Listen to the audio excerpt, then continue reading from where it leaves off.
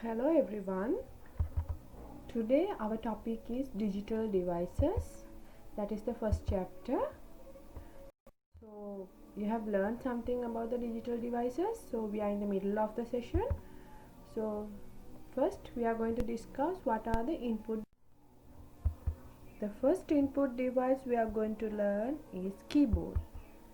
So keyboard is like a typewriter, kind of a typewriter. We use to input text and numbers and the special characters using this keyboard. Next we are going to learn pointing devices. So those are the kind of input devices. First one is mouse, which is very famous input device, and the pointing device, and the checkerboard, and joysticks. We use joysticks in games, playing games, and the trackpad with the pen, and then the graphic tablet. Those are the input devices with pointing format. And then scanners. There are two type of scanners, OCR and OMR. So OCR basically to scan the characters. It stands for OCR stands for optical character recognition. Basically it scans the character. So OMR means optical mark recognition. Basically it scans the marks. Hope you all know the MCQ papers. Once you are answer those papers, so you used to put a tick. So using OMR only, examination departments are marking these papers with the computerized environment. And then the next one, the barcode reader. That is a well-known input device, also used in the supermarkets, very famous. So that device is used to capture and read information contained in the barcode. So all the informations are within the barcode.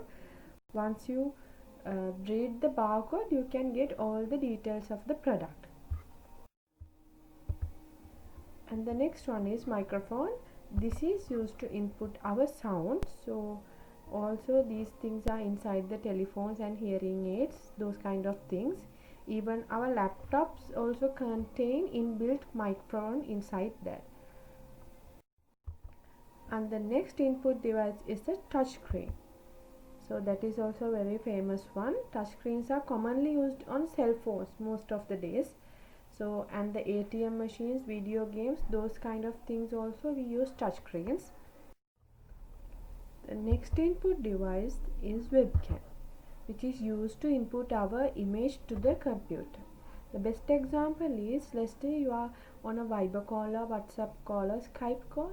So if you don't have the camera in the computer, like if it is not a laptop I mean, then you have to have a webcam to input your picture to the computer. So those are the situations we use webcams. And then the next input devices are biometric scanners. That is different from the other scanners. So these type of scanners recognition eye contacts and the fingerprints and the voice and the face. Hope you all see it in the screen. So these are the situations, environment where we use these biometric scanners. And then the next one is the card reader. This is also very famous. In the supermarkets we can see these card readers. Without exchanging the money, we can use our ATM card directly to do the purchasing. And then the sensors. These are a kind of input device we use to input data. The data can be temperature, pressure or light. So these type of things we use to input data. So sensors are also known as input devices. So and then the output devices. Monitors are a very famous output device. So we used to display our output using a screen. So when it comes to computers, we use CRT and LCD technology. Earlier we used CRT, nowadays we are using LCD technology.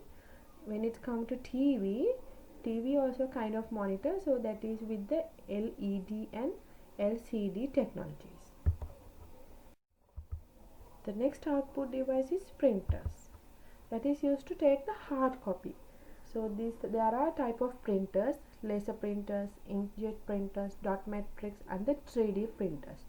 So the laser printers are used to get high quality colored printouts. So once it comes to dot matrix printers, the printer quality is low. So it depends on the printer. Mainly we use printers as an output device to get hard copies. Next output device is plotters. Plotters are used by engineers and architects to draw a huge maps. This is a kind of a printer, but the hard copy or the printout you get is very big comparing to a normal printer. Actually, these plotters are used to draw large scale maps.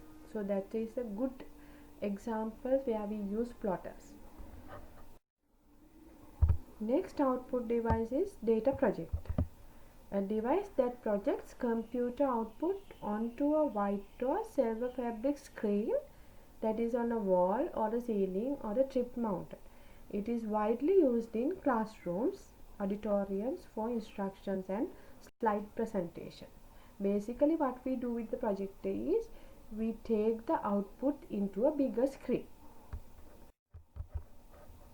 And the next output device is speaker. We know that we are going to input our voice with the mic. So how we are going to output the voice? That is the speaker. Speaker is the device which outputs the sound signals. The purpose of speaker is to produce audio output that can be heard by the listener. We have learnt about input devices, output devices, and the next one is control devices. So control devices are like this. We use control devices in traffic control systems. And then this greenhouse. So when we take the greenhouse example, let's say the temperature is going up, then the sensors will get to know that the temperature is going up. It quickly water to the plant. Other way around also happens. If the temperature is going down, that means the greenhouse is very cool inside, then it switch off the taps. So that is how the sensors work in greenhouses. And the most famous thing, we use the sensors in TV remotes. What are these control devices? Those control devices manage and directs behavior of the devices using the control loops.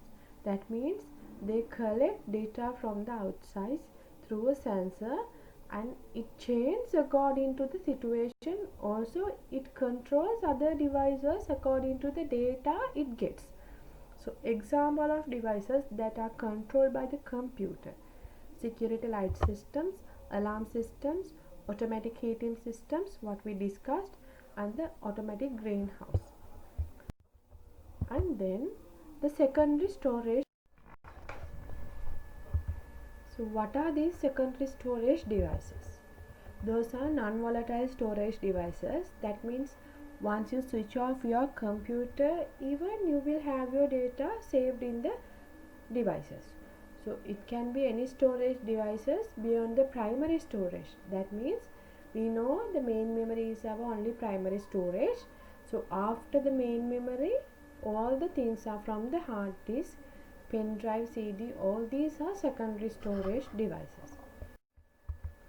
And the examples: pen drive, as I told you, hard disk, CD drive, magnetic tapes, and floppy disk, and the memory chips. So these are examples for secondary storage.